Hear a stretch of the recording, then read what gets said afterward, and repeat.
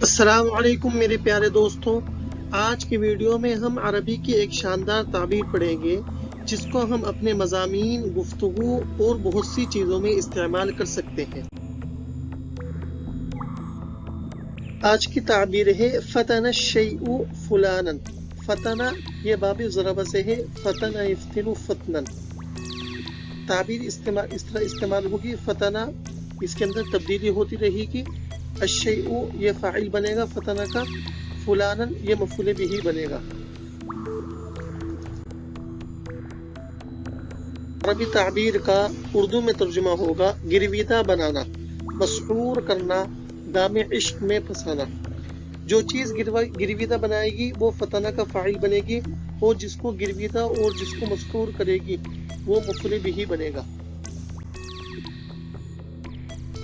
میرے پیارے دوستوں، ہم اردو کی تعبیر پڑھ چکے ہیں، ہم نے اس کو عربی میں بھی ٹرانسلیٹ اس کا ترجمہ کر لیا ہے۔ اب ہم نے آئندہ 3 جملوں میں اس تعبیر کو عربی اور اردو کے جملوں میں استعمال کیا ہے۔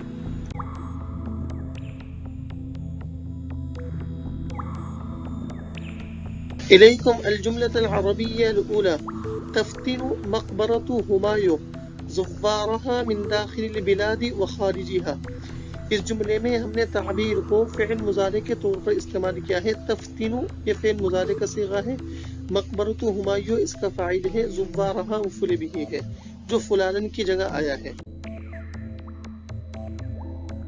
عربی جملے کا اردو میں ترجمہ ہوگا ہمایوں کا مقبرہ ملکی و بیرونی زائرین کو گرویدہ بنا لیتا ہے۔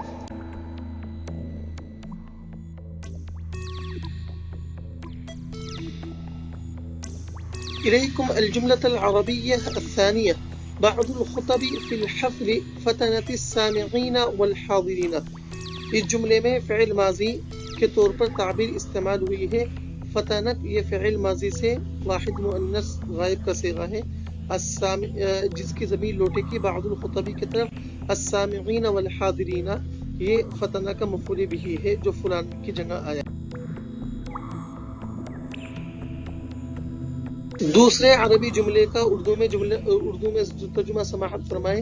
جلسے کی کچھ تقریروں نے سامعین و حاضرین کو مسحور کر دیا تھا۔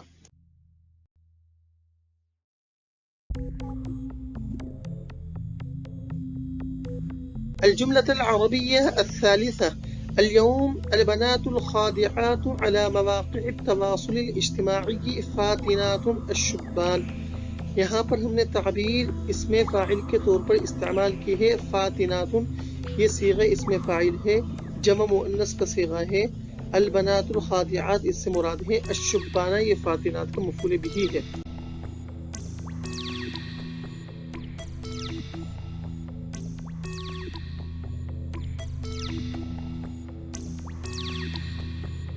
تیسرا اور آخری جملہ سماعت فرمائیں۔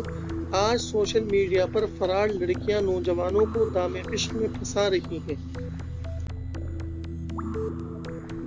میرے دوستوں، اگر آپ کو ویڈیو پسند آئی ہے تو لائک ضرور کریں، اور مزید اسی طرح کی عربی سیکھنے سے متعلق ویڈیو دیکھنے کے لیے چینل سبسکرائب ضرور کریں اور اپنے دوستوں کو بھی شیئر کیجیے۔ شکریہ۔ اور اگر آپ کو عربی کے تعلق سے کسی طرح کی مدد چاہیے یا کوئی آپ کی رائے ہو تو کمنٹ باکس سے اپنی رائے کا ضرور اظہار فرمائیں۔